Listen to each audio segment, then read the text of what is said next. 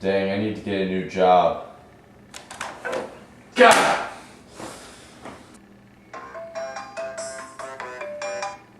Hello? Are we sick today? Substitute? Yeah, sure. I need a new gig.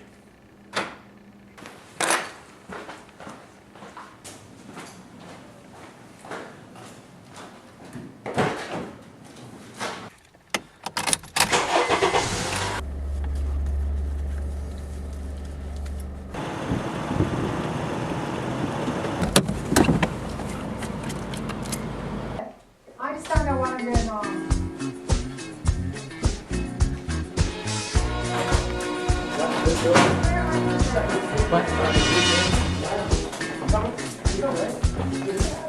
Man, you can tell by the way I use my walk. I'm a woman's man, no time to talk. Music loud, the wind may walk. I've been kicked around since I was born. Now it's alright, it's okay. You may look the other way, but we can try to understand. We don't have to back away. Whether you're a brother or whether you're a mother, you're staying alive, staying alive. Feel the city breaking and everybody shaking, but we're staying alive, staying alive. Staying alive, staying alive. Staying alive.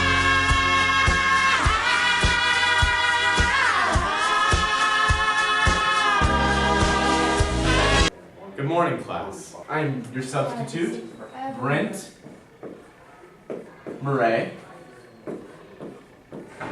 and I will have the honor of teaching you statistics today. Now, does anybody have a statistics textbook that I could borrow so I could teach y'all statistics? Wow, okay, thank you.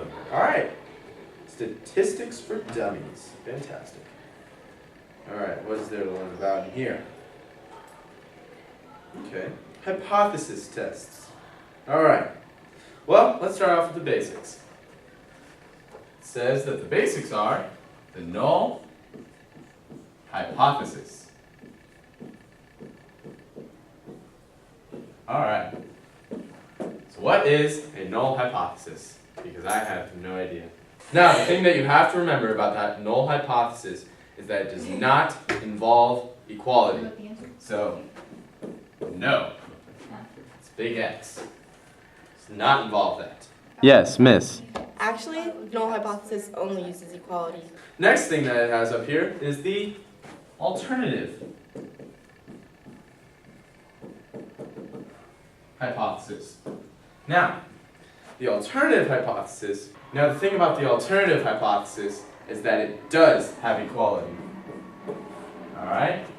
Yes. The alternative never uses equality. The next thing you have is significance levels. Alright?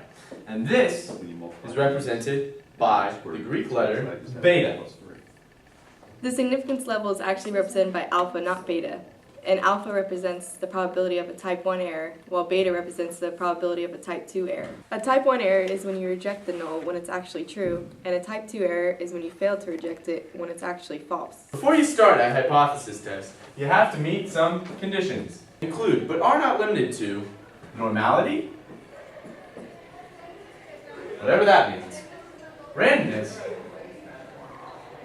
whatever that means, and independence, whatever that means. Alright, now, let's say you're having a statistics themed party. Now, normal guy, you want him there. He's the normal guy, he'll make you look good, alright? Because he's normal.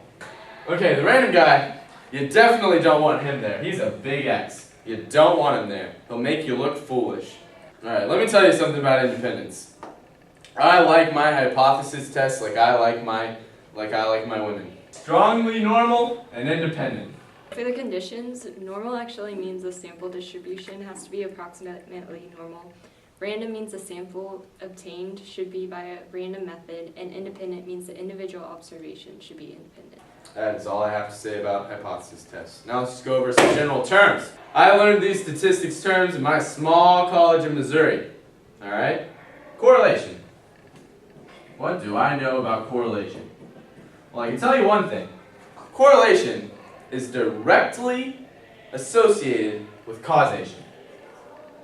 correlation always means causation. Actually, correlation doesn't equal causation. To define correlation, what correlation is the relationship between two different variables. Causation means that one thing causes another, hence the word causation. Alright, you guys, I think that we all learned something today, and that is mathemagical.